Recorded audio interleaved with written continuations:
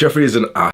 He's that loud drunk motherfucker in the pub. You could probably take him in a fight, but it would be risky. So what do? I've always been a very anxious guy. I've went through some traumatic shit. I've been attacked on the street. I've had guys literally try to stab me because they thought I was a terrorist. And all through this time, I would research online on how to stay safe. And the number one most bull answer that people would give me is call the police. Run away. That probably won't save you, and if you've lived quite a sheltered life, you might not even know the reality of the things that can happen to you when someone wants to hurt you.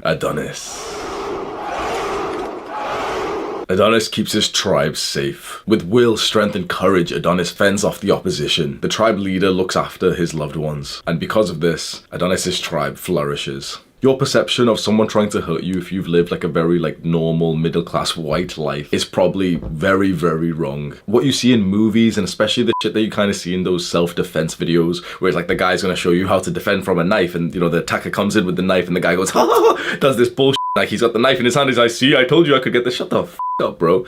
That shit's dangerous. Anxiety and PTSD is very weird. And after the Manchester bombing, when a couple of guys tracked me down and like cornered me in the train station, and one of the guys eventually was arrested with like a 11-inch 14-inch knife. I had this weird obsession with watching people get stabbed. So I literally remember like I would be in work and I would just be scrolling on like some of those pages on the subreddits on Reddit, which like watch people die, and it'd be like a live like CCTV footage of someone getting attacked, someone getting stabbed, because it's not how it seems in the movie where it's like a proper argument and then the guy in slow motion punches him and you know the hero saves the day in this bull the self-defense class, and like you know the guy's gonna come with a knife and he's like, oh, I'll stab you mate or something, and he stabs him like this, like nice and slow so the guy can save him. It doesn't happen like that. The time that it may happen to you, there isn't gonna be a warning. With the videos that I watched, there was never like, you know, like a full-on like, oh, like, oh, we're gonna fight, me and you, like, do you engage in this duel? It's not like that. One random video, there's like two guys who are just walking through the street. It's like nighttime, they're literally just walking, they're going past a group of guys, and out of nowhere one of the guys of this group stands up, punches one of the guys, he falls down, he's dead already. With stabbings, it's not like how it is in the movie where like you just have to defend him once. Every time that you'll see it on the news, if they actually go into the gory details, or if you watch some of these like up videos, no one gets stabbed once. The guy who's trying to stab you, who's trying to murder you, is not going to try and like push once and then run away. They go like in and out, in and out, in and out, and the police won't save you in this. The time when like this racist motherfucker had a knife on him, he kept on coming close to me, like reaching into his fucking waistline. The police didn't come. Someone on the train, when we were on the train, someone literally rang the police. Another person texted the police. They told me this shit, right? The police didn't come to the train station. If my dad wasn't there, like my dad literally saved the day, they might have me up. They might have like stabbed me or murdered me. The police didn't show up. They got arrested, which is, you know, that's fantastic, fair enough. That was afterwards. It was like half an hour afterwards. There's been multiple times. It's always in a train station for me, mate. I literally have PTSD and shit. Like, it's the same train station that it always happens in. Multiple times happened there, and every single time I followed the advice. I called the police. There was one time about a year and a half ago, I went on my first date with the girl that I would end up dating, named Eve, like the little ginger girl you've seen on old videos. We go on our first date, and I'm going into the train station. She's getting picked up by a friend, so we're inside the train station, and we hear some like drunk guy just like talking or making noises, or he's shouting or something. So like, this is kind of silly of me, like we don't see him, right? We're in like the alleyway of the train station, but I kind of like shout like, yeah, what's up, bro, something like that, and this like starts like screaming shit, bro. So obviously like I shouldn't have said anything, but like you wouldn't have expected, if you hear, you know, some people just like making noise on like a Friday evening or something, and you have that certain type of personality, you'll make noise with them anyway. But like this motherfucker must have thought it was like a challenge or something. So we leave the train station, but of course like I've got to get the train, so I'm literally getting like anxious thoughts, and I go up to the train, like to the actual station, like the platform, and this like scouse motherfucker is just like it's the exact same train station, man, but this motherfucker, yeah, he just like looks at me, he's like, what, you want to your fuck, like it's just starting out of nowhere. No, that's why I almost like in a disinterested way, I kind of just like he's, you know, he says like, oh, like, what are you looking at or anything like this. I said like, no one's looking at you, and I just walk off, and he starts like screaming. I walk to the other end of the train station, I call 999. I'm scared, like I feel like a little pussy following this advice, but you know, like everyone's told me to call 999, and this motherfucker might stab me, and I've got PTSD from this exact same train station where I was almost stabbed last time, and nothing happens. We both get onto the same train. He goes onto like the upper end of the train, I go to the bottom end. He could have walked up, he could have had a weapon, nothing happened. The police didn't show up. Now I stepped off, yeah, I was like fine in the end. He like, you know, he could have come towards me, but he didn't. You've got to know the reality that the police won't just show up when some bullshit happens. And the advice of like, yeah, run away, create some distance, fantastic. Okay, if you can run away, absolutely do it. But leaving the advice, I've said this before in a video where I've said like how to win a street fight. I've said that young men are literally fearing for their safety and all they're told is run away. And that's bullshit, because a lot of these times you simply can't, whether you're in an environment that's like packed with people. So in a lot of like altercations that I've had have been in like nightclubs, and it's always like alcohol related, and you simply cannot run away. You can like, you know, try to like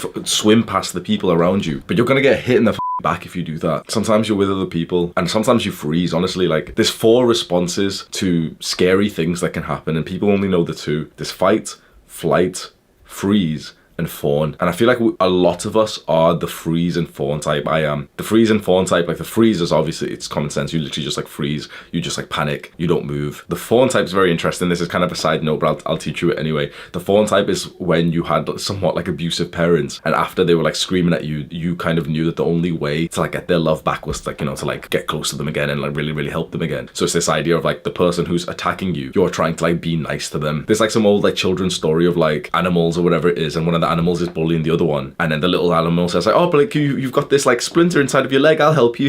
Like that's the fawn type. So if you're like a who helps the bully you, you're probably the fawn type. That's a side note, but I guess it's kind of interesting. I'm the freeze type. I freeze up until I fight. Now I envy the motherfuckers who can just flight. I envy those guys. I have never felt the capability to run away in these situations. I want you to literally visualize this right now, because you might be the flight type and that's sick for you, you'll be safe, but I literally want you to visualize not one of these movie scenarios. I want you to visualize that you're literally just like, you're walking, you've just met a girl on like the first date and you're walking together, and out of nowhere someone comes in and hits you. There's no like fucking like preemptive talk with this type of shit. Like of course there could be, but generally if someone wants to hurt you, if someone wants to mug you, it's not this case of like they'll point the knife at you, be like, oh, give me everything in your pocket. That's not how muggings work, bro. That's not how muggings work. That's what you've seen in movies, like, oh with the gun they'll give me everything. That's not what they do, bro. They'll come up and hit you first when you're on the floor, then they'll take your shit. They don't just, it's not like a fucking like Final Fantasy 7 game where we both have turns. And so it's of utmost importance that you train, that you learn how to fight, because you should run. And I have to keep giving this disclaimer because some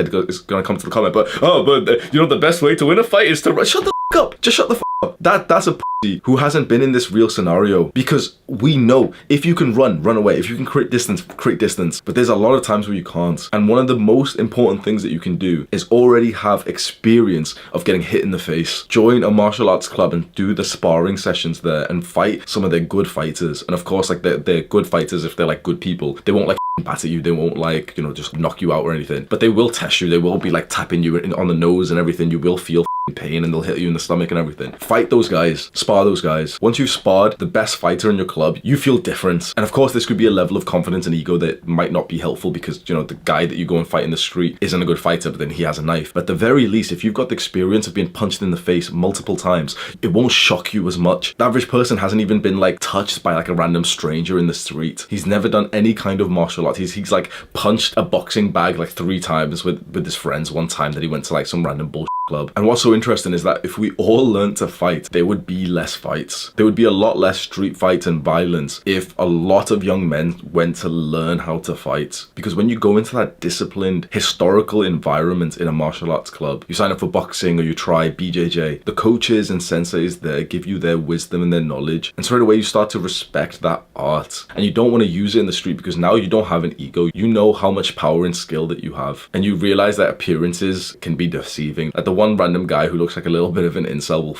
twat you in your martial arts club, and the big Chad looking guy is like just stiff, and like you know for a fact he's not even a good fighter. Something clicks inside of your mind, you realize, oh shit, like some random guy in the street could like clean me out. So you become a better person with that. But there's something truly masculine about at least having the experience and the belief that you could potentially carry yourself. And of course, again, there could be someone with a weapon, there could be a big gang, but at the very least, if you have some experience, you at least know that, okay, at least in a fair fight, me versus this guy, I would probably win because I've been training for a while. That's the actual thought that saves you more than just run away. Shut the up, bro.